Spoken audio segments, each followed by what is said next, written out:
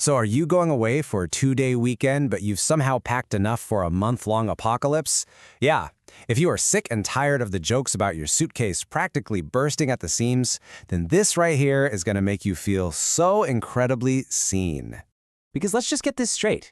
You aren't indecisive, and you're definitely not just bad at traveling. You aren't a terrible packer. Your brain is simply using your suitcase for some highly advanced contingency planning. And trust me, once you understand the psychology behind it, you are never going to see that overstuffed bag as a flaw again. So, what's really going on here? Well, this habit is kind of the first clue that you might be what we can call an overthinker strategist. See, while other people just, throw a toothbrush in a bag and hope for the best, you're operating on a completely different level. To get this, you have to realize that your brain is, among many other things, a super advanced threat detection machine.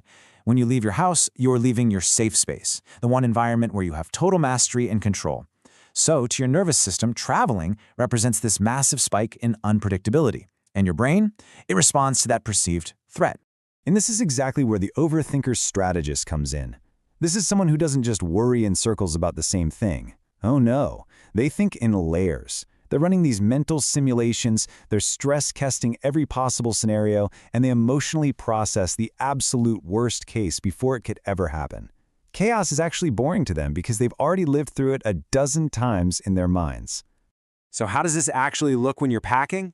Well, it's pretty much a 4-step strategic operation. First, you run the simulations. What if it rains? What if we end up at a fancy dinner? What if I get a blister from those new shoes?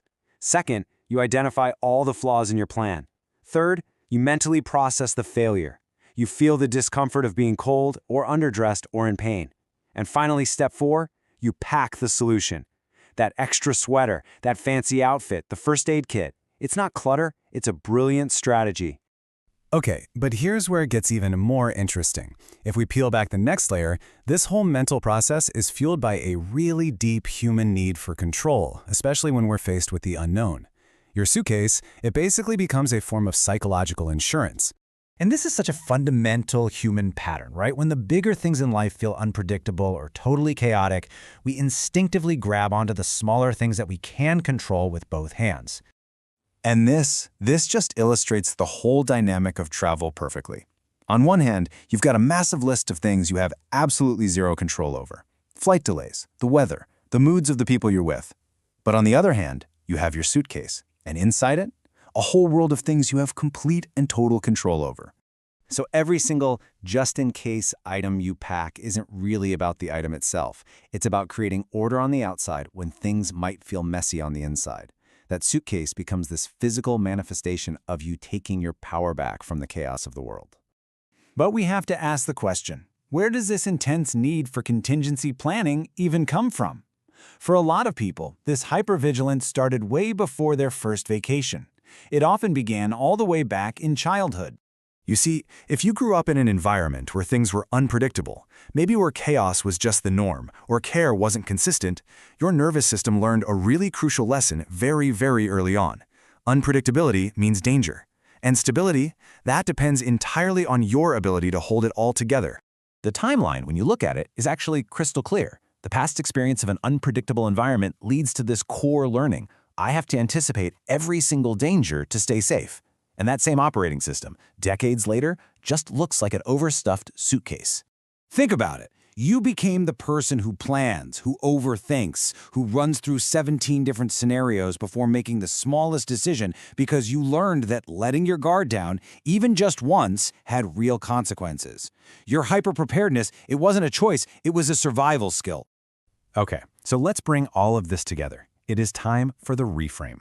The next time someone laughs at you for your heavy bag, I want you to see this habit not as some kind of flaw, but as a feature of your highly adapted, incredibly intelligent brain. First things first, let's be really clear about what overpacking is not.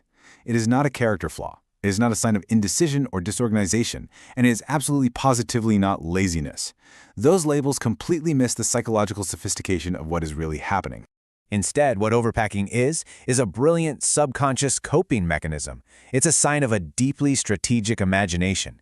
It is a well-honed strategy to guarantee your physical and emotional safety. And it's a powerful tool for maintaining psychological control in an uncontrollable world. So the ultimate takeaway is this: you aren't just packing clothes. You are actively managing your psychological state. You're creating the sense of safety you need so that you can finally let your guard down, stop running all those simulations, and actually enjoy the trip. So I have to know, what is the most ridiculous, just-in-case item that you always pack in your suitcase? Drop it in the comments below. Be honest, this is a totally safe space. And if this explainer finally put words to a weird habit you've never been able to justify, please hit that subscribe button so we can keep decoding all the fascinating things your brain does together.